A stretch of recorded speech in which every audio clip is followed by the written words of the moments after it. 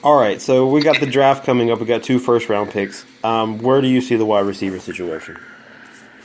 I don't think we need to spend one of our top 2 picks on a wide receiver at this point. I think Tajay Sharp will continue to come on, and Rashard Matthews is good enough. I think between them two and Delaney Walker, I'd rather go a young tight end, to be honest, a young pass-catching tight end. If there's one that's going to be available that's worthy of a top pick and a defensive back, I think that would be 2 great top picks. Would be a DB and a tight end if we could get that would get value at the spot. I actually agree with you on tight end. I don't think a lot of people realize the years that Delaney Walker is getting on him currently. He is not a spring chicken. He's been in the league a while. And, coming with age, injuries catch up with you.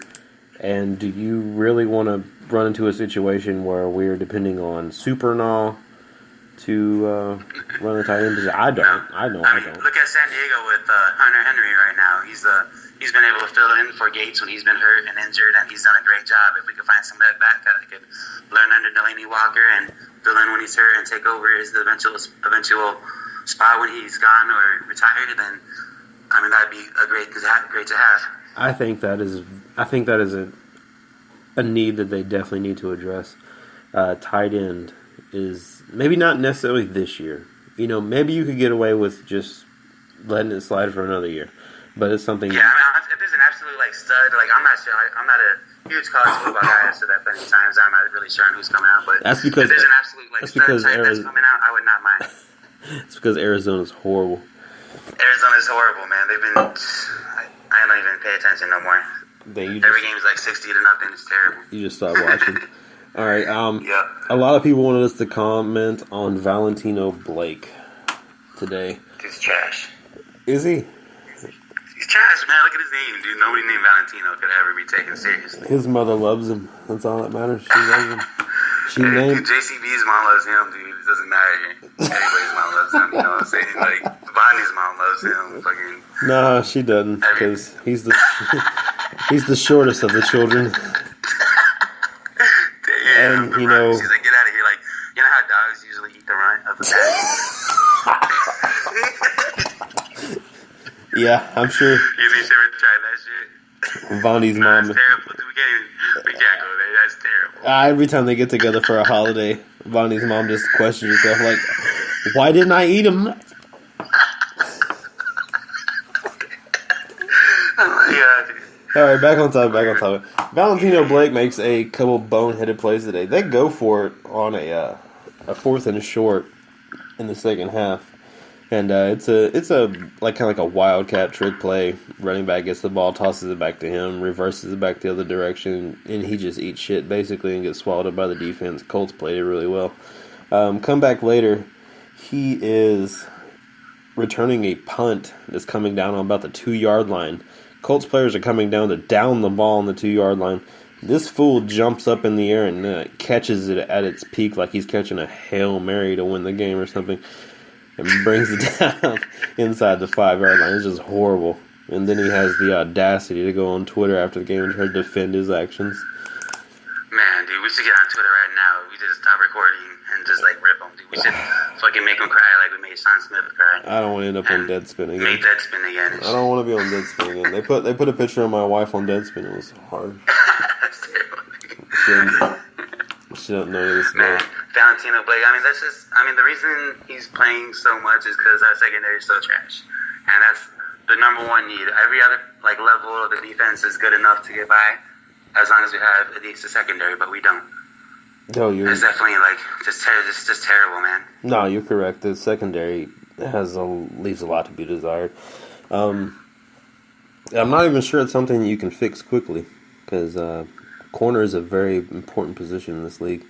I'm sure you can draft for some rookies to take over right away. Yeah, exactly. You can draft a stud in the first round, but when they come out 2017, are they going to be the lockdown corner that you hope they will? No, it's probably going to take a year or so.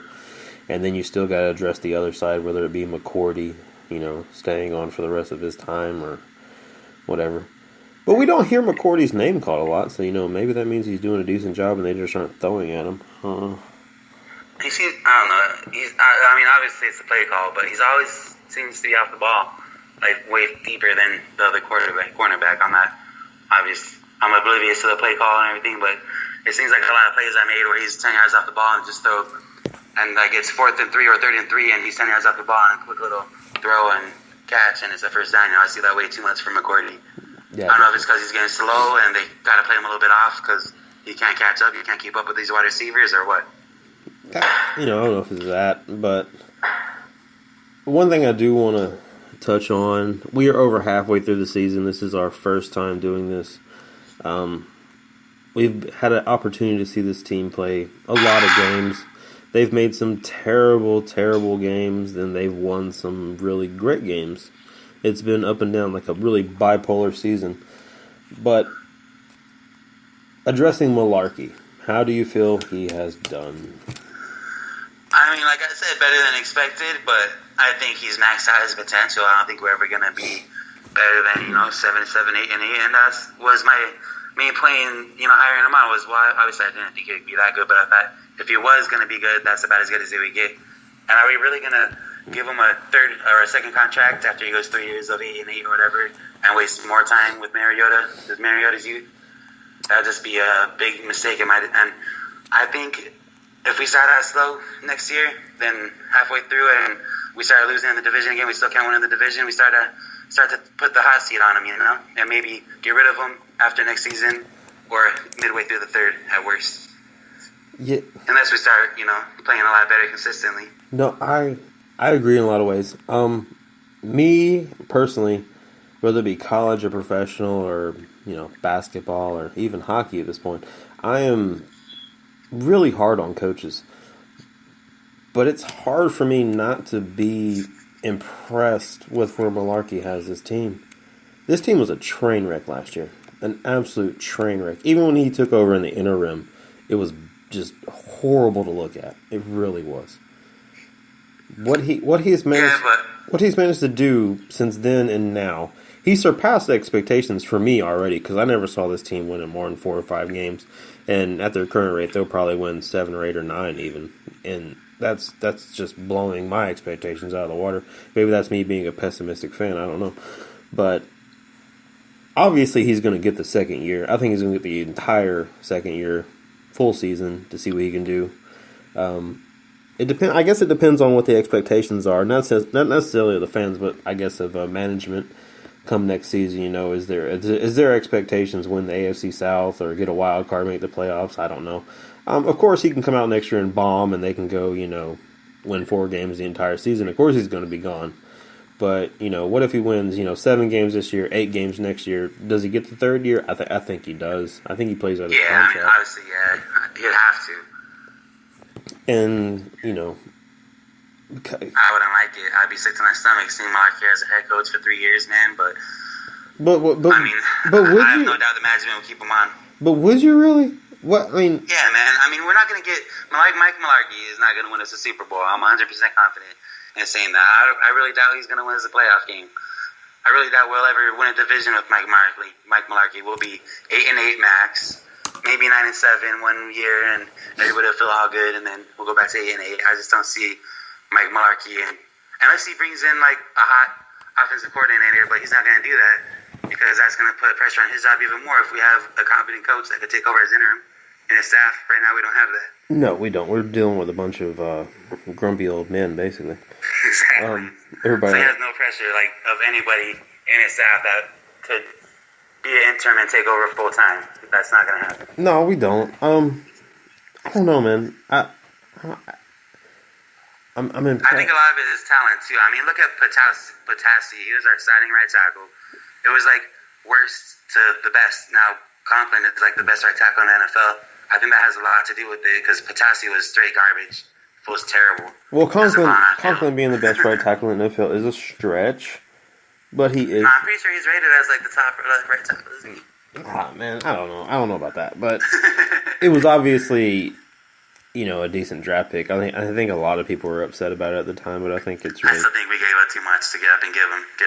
I don't think right tackle is that important where you need the best right tackle in the league to win. I think we could have gotten by with, Eric Decker or somebody and saved that other second round pick, but whatever. Conklin's playing great. I won't cry about it too much anymore. Yeah, definitely. He has been. He's played well. Is Luann's probably the long-term solution at left tackle. Some people might disagree with me, but I think you need to go ahead and... And anybody that disagrees with that needs to just check themselves, man. Luann's like the best left tackle, one of the top 3 left tackles in the game right now. I think they need to go ahead and lock him up in the next year or so. Oh, yeah, for sure. Not even necessarily his skill level. His skill level, I think, is really well. He's a really great left tackle. But, yes, definitely. You got to appreciate his personality and what he brings to the locker room. I mean, he can. Yeah, a lot of people don't like him. He's too rough for some people, but I think it's great. It's exactly what we need. He can be a leader in this locker room for the next decade, and that's basically what you need to, pay that guy and lock him down. Yeah, definitely. Conklin, time will tell. Time will tell. Yeah. All right, we have covered the game today. We've covered what we think about everything. You probably think... I had a thought about this game, and I was pretty upset that we was going to have that hot female referee this game. I thought that'd be like a weekly thing. I was pretty upset about that. I mean, I was hoping that like every staff would have a hot female on it, but maybe we'll work to it, like maybe next year, something to look forward to. I think our definitions of hot differ. I really do. I mean, if she was in the street, I'd probably ignore her, but she just looks kind of hot, like on a football field in her referee uniform with that whistle. Kind of powerful. I told you the other day, I honestly thought it was the Halloween game and one of our cheerleaders was dressed up as the referee and she inserted herself into the game for no reason at all. She just wanted attention. Like, oh, how cute that cheerleader dressed as a referee. Holy shit, she's throwing flags. She thinks she is a real referee. She doesn't get Halloween. All right, winding it up. Is there any questions from the box that we need to cover? Is Clark saying anything? Is Clark saying anything of any significance? Let's see. All right. Tayan Thacker has a question for EXO. He says, "How many of your cousins have you banged?" Listen, when that kid learns to use indoor plumbing, he can come back to me with these jokes. Yo, fool, do you think that fool really lives in? No way he lives in India, right? I don't really care. He's been playing a trick on everybody. I don't really care where he lives, but if that's where he's going with, I'm still going to throw like jokes at that subject. It's gonna be Jungle Book jokes and lack of indoor plumbing jokes is what he's gonna get. That fucking so sad, dude. People was like share like this shit in the street, dude. He gets so sad. He's like fucking messaged me a few times like, yo man, why is EXO so mean posting pictures of shit in the streets? Oh, I can't even deal with that. I can't. It's too much for me. Let's see. Ensko wants to talk about why we can't beat the Colts, man. I think that's just because I don't really think it's the Colts. I think it's just can't beat nobody. I think it's more us than the Colts. I don't really think we'll ever beat Andrew Luck. The Colts. No. That's ridiculous. To the Tennessee Titans the Colts. 15 years. The Colts and Andrew Luck don't have any like secret like black magic against us. I think it just. Do they like record our practices as Spygate? No, it's nothing like that. It's just the fact that Andrew Luck's they have a great quarterback. It's a great quarterback. They have a really good offensive line. Yeah, I know. Like I told you, T.Y. Hilton comes out against the Titans looking like Randy Moss in his prime. Like, yeah, man. Like fantasy owners who own T.Y. Hilton, they're making sure they circle that date when they play the Titans because that motherfucker's going to go off. He's going to embarrass us. Yo, so I had that fool on my bench. I didn't even realize it, man. You probably lost, didn't you? I would have lost the game anyways. It don't matter. Hey, man, I've won four in a row in Dynasty, man. I beat Cody. Yo, man. I beat Cody's ass this week. Oh, you beat Cody. I know that bitch-ass Cody. You know why? His AJ Green got hurt, man. That was dead. Yeah, that coat selling. Never won a game again. Coat selling, non-squatting bastard. Beat him. That fool really thinks he's squatted 1,000 pounds. That's hilarious. Yeah. Where I saw his wife on Finding Squat Sasquatch the other night. I'm not cutting that out either. All right, we got 20 seconds. Kill it. Yo, y'all gay as fuck. Everybody listen to this is gay. Gay as fuck. Oh man. Hey, we forgot to talk about wrestling. Goldberg dragged his skinny fat kid into the ring. Dude, that's terrible, dude. That kid looked terrified. looked like Von